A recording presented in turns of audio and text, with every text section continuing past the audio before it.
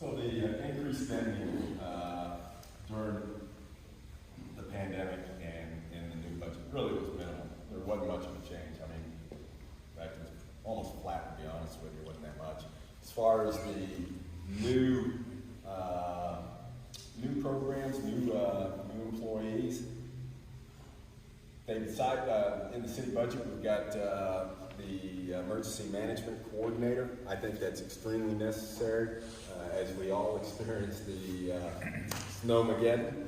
That is an important role that's played. You want to have somebody that's absolutely dedicated into that role. It's they do more than just wait and break glass in emergency. Okay, these folks actually do a lot of training in of themselves, but also train all the city staff on tabletop exercises, as well as providing some exercises for all the department heads, so that everybody, when we do have another emergency, whether it's a week-long freeze or a huge storm where we have flooding or anything of that nature, everybody understands what their role is in regards to emergency management.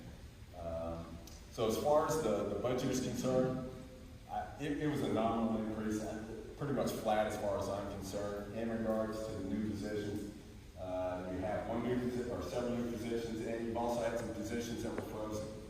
One in particular is over in the police department. I think it's kind of an offset, but I think when you freeze a position over in the police department in regards to evidence technician, crime scene technician, which they play a lot of role, I think that's a huge mistake in that you really put the department in a precarious position, because you want somebody who is monitoring all the evidence that's coming in and it's going out. You want somebody that specializes in crime scenes so that you don't miss anything in the crime scene.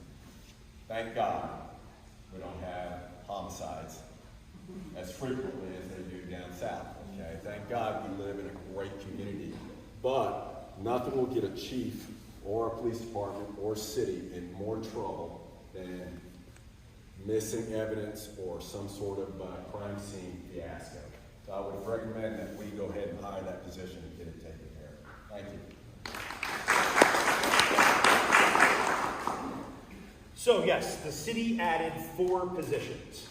The city planner, the fleet operator for maintenance, the emergency services coordinator, and the grant writer. Now, of those 4, I think we all agree that given the snow emergency, the grant writer now applying for all the federal and state money, and the emergency services coordinator are flat out no-brainers. Thank God we did that, because now we have the people in place to actually get those grants and those federal funds to take care of us. And we really did have an emergency. And it's not going to be our last emergency. Now, we may not get another snowstorm, but you and I both know we are going to get another flood. It's every 5 to 7 years, right? We know we're going to get another flood.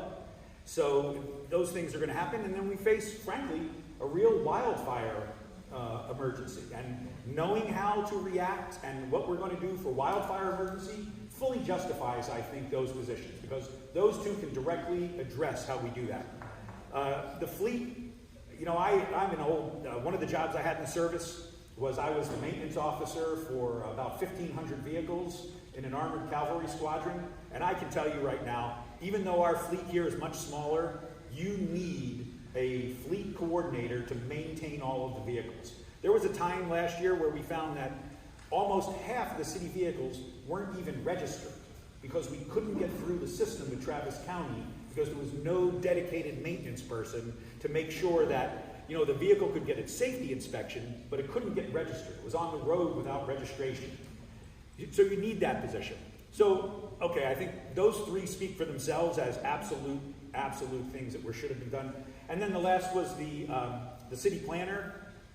Yeah, maybe we could have held off on that, but I'm not going to quibble with the judgment of the city council. They had the ability to do it, and they went forward and did that.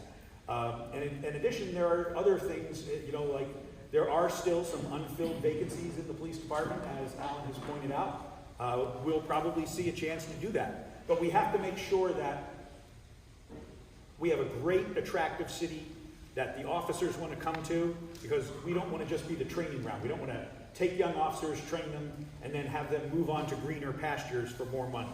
So we want to make sure that we're compensating the officers fairly.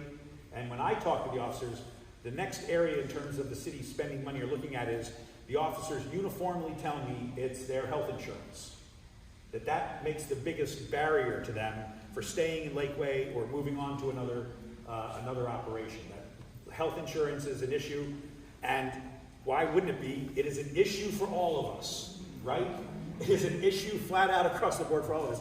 So when the officers tell me that's really the one fringe benefit they'd like to see addressed, I have to take them at their word, because it sounds just like what every one of my fellow neighbors and residents and potential voters is telling me as well. So that's where we are. I think I think those 4 positions, 3 of them clearly were absolute dead ringers to get stuff done. We could have waited on the 4th, but let's not quibble and question somebody's judgment. We got that stuff in place. Thank you.